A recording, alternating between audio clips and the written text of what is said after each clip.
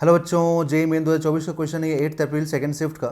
The coercivity of a magnet is 5 into 10⁻³ ampere per meter. The amount of current required to be passed in a solenoid of length 30 centimeter and the number of turns 150 so that magnet gets demagnetized when inside solenoid current पूछ रहा है कितना current दें कि magnet क्या हो जाए, demagnetise हो जाए, है ना। तो मैग्नेट को डीमैग्नेटाइज करना है तो सबसे पहले कोरिसिविटी क्या होता है ना, एक बार उसको समझिए आप। ठीक है, देखिए कोरिसिविटी मैं आपको इस डायग्राम समझाऊं, है ना, डायग्राम।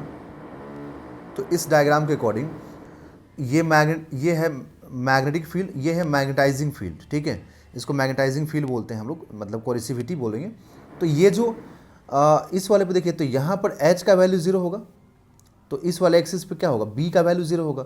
तो इस बी के वैल्यू को ज़ीरो करने के लिए ये जो बी का जो वैल्यू बचा हुआ है ना, जो जीरो नहीं हो रहा है यहाँ पर देखिए, एच का वैल्यू ज़ीरो होने के बाद भी ये बी का जो पार्ट बचा हुआ जो बी आर है, जिसको हम बोलते हैं रेजिडुअल मैग्नेटिज्म। ठीक है, तो ये जो बचा हुआ मैग्नेटिक फील्ड उसको जीरो करने के लिए जितना एच का वैल्यू रिक्वायर्ड होता है ना, ये वाला एच का वैल्यू, उसी एच का वैल्यू को बोलते हैं हम लोग यहाँ पर कोरिसिविटी, है ना।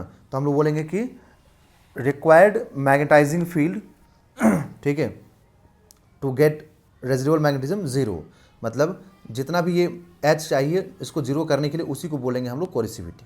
ठीक, समझ में आया आप लोगों को। फॉर्मूला क्या होता है, तो फॉर्मूला होता है H is equal to N I, N मतलब number of turns per unit length. तो हमें एच दिया हुआ है, ठीक है, नंबर ऑफ टर्न्स दिया हुआ है, और इसका जो लेंथ है वो 30 सेंटीमीटर है सोलेनोइड का, ये भी दिया हुआ है। ठीक है, तो पर यूनिट लेंथ, ये स्मॉल एन का मतलब होता है number of turns per unit length into current. ठीक है, तो अब इसका एक जीरो यहाँ कैंसिल कर दे और ये 5 से 3 कैंसिल हो जाएगा, 3 से 10 कैंसिल होगा।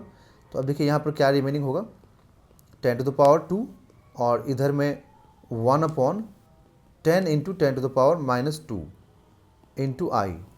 तो यहाँ से आई इज इक्वल टू क्या आएगा, 10⁻² इंटू 10 इंटू 10⁻⁻²।